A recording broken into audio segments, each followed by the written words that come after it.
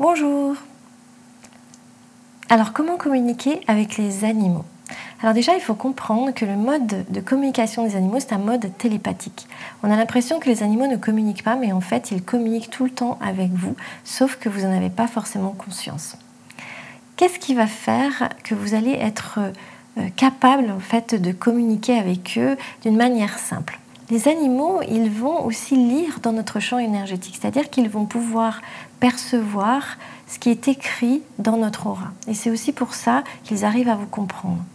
Donc la meilleure façon de communiquer avec les animaux, c'est déjà de comprendre qu'il va falloir que ça se fasse sur un mode télépathique. Comment vous allez faire ça?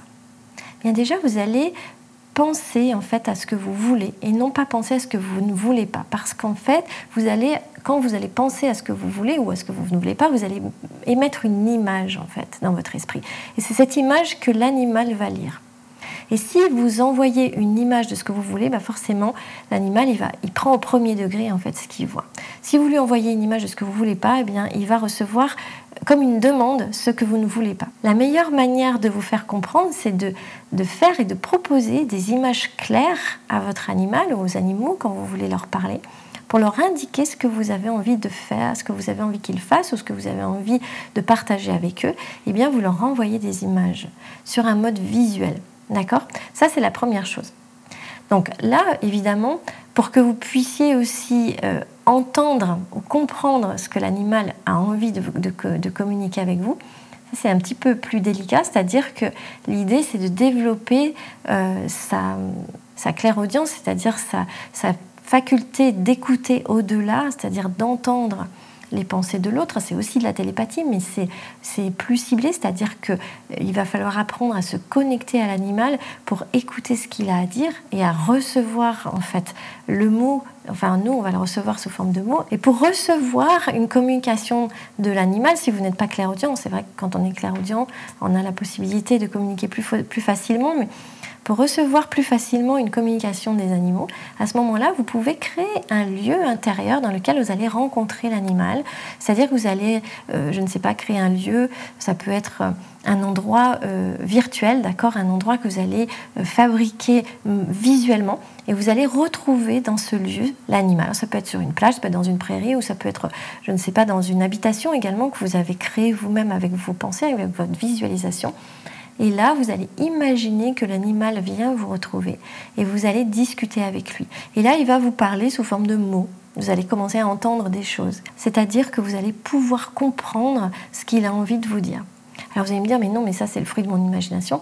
Mais pas tant que ça, parce que c'est la possibilité en fait d'être vraiment, comme on est tous connectés, on a vraiment la possibilité de se comprendre au-delà du monde visible. Quand vous êtes dans cet espace-là, visuel, avec cet animal, avec l'animal avec lequel vous voulez communiquer, eh bien vous allez lui poser des questions et écouter les réponses et vous allez recevoir l'information que vous voulez. Et vous verrez que vous aurez beaucoup d'informations comme ça si vous prenez le temps de vous mettre à l'intérieur de vous, d'aller rencontrer l'animal à l'intérieur de vous, donc soit comme je vous disais sur une plage ou sur une prairie ou bien dans une habitation que vous aurez créée. Et là, vous discutez avec lui comme si c'était normal de discuter avec un animal et vous allez voir que vous allez avoir des réponses étonnantes. Également, vous pouvez aussi développer votre empathie, c'est-à-dire que vous pouvez ressentir ce que l'animal ressent ou ce qu'il voudrait.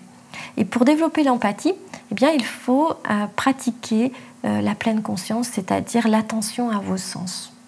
C'est-à-dire que plus vous allez être attentif à vos sens et être dans la pleine conscience, et plus vous allez développer une sensibilité à vos sens qui va vous ouvrir, on va dire, vos canaux subtils.